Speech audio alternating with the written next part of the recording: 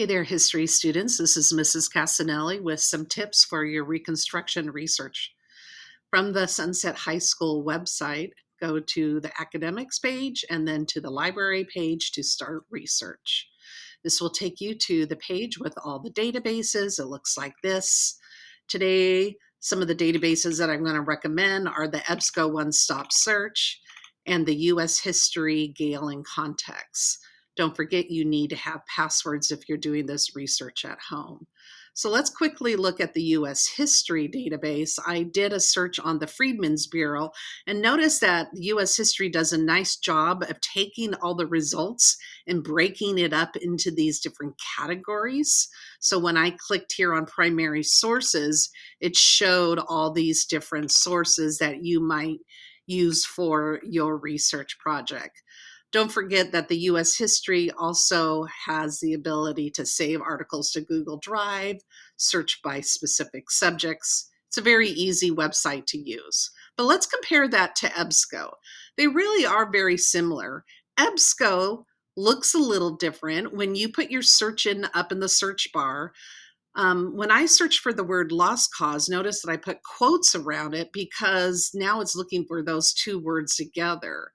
The results are not going to be organized by the different categories, okay? If you want to see the results listed by categories, you will have to come over here to this narrow by source type.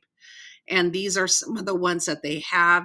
You can come here and go show more, and you'll notice that there's books and magazine articles. It does look like there is one primary source document, but this is probably the common issue that students have, is that they think you can just put in lost cause primary source documents and you're going to come up with the sources.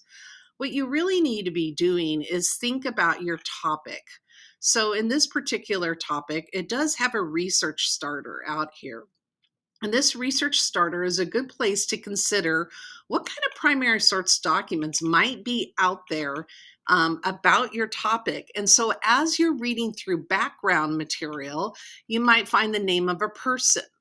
And think, okay, would that person written something during this time period? Would they have given a speech?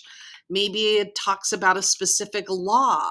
And so then you could go look up that law and use the original wording of that law as your primary document. So you have to do some critical thinking about what you might actually find, because often, so for example, the Enforcement Act of 1870, you're gonna, if you find your results and it says view full text, this might take you to another database and open up this article in a different database.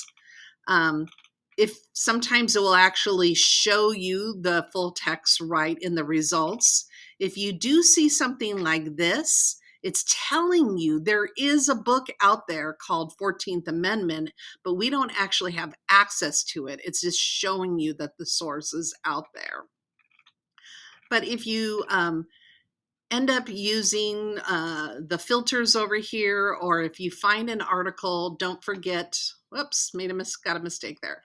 If you find the article, don't forget everything can be saved to Google Drive. One last little bit of piece of advice. Museums are a great place to find primary source documents. And there's a website called the Digital Public Library of America, and they search museum collections. And so when I searched U.S. History Civil War Reconstruction, I found all these different photos and documents and maybe journals. So definitely check out websites like the Digital Public Library of America or the Library of Congress. There are many sources out there where you can actually find something that was written during the time period, either maybe a law or a newspaper article or something that was published, or a journal or a diary or a speech. So those are some of the things that you might be looking for when you consider your topic. Remember, on all of your Databases, you all have the ability to get citations. EBSCO, the citation is over here, and it gives you a variety. So you're going to have to scroll down and find the MLA. You also can save your articles to Google Drive in EBSCO, as well as you can in the US history. They both have those same sources where here's where you can save it to Google Drive and the citations are here. All right, best of luck to you, and email me, Mrs. Casanelli, if you need any assistance.